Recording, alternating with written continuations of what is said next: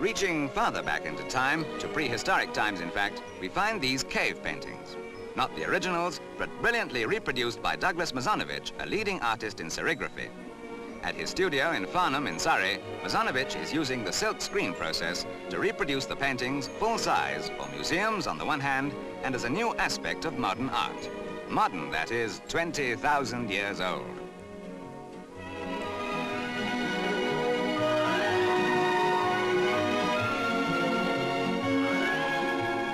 Screen printing is itself an ancient technique, owing its origin to the Chinese, who some 1,500 years ago used it for decorating pottery. Very simply, the principle is to block out certain areas of the screen with a filler paste so that it acts as a form of stencil when the colored inks, as opposed to paint, are squeezed through. The required number of prints are then run off and the process begun again with a different color. For this subject, a Frieze of Little Horses, one of the many paintings discovered in the famous cave at Lascaux in France, 7 colors were used.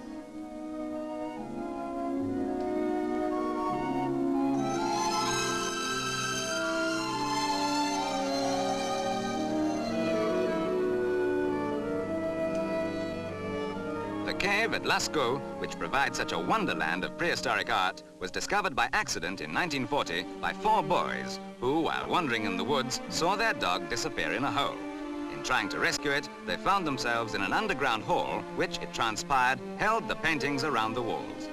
It has since been proved beyond question that the paintings were between 15 and 20,000 years old. These and other similar works of art discovered in eastern Spain are the inspiration behind these reproductions.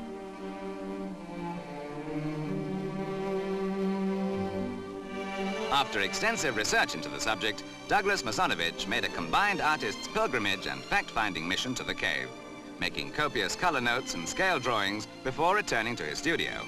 These are the results of his dream. In this way, the world will see the culture of prehistoric man.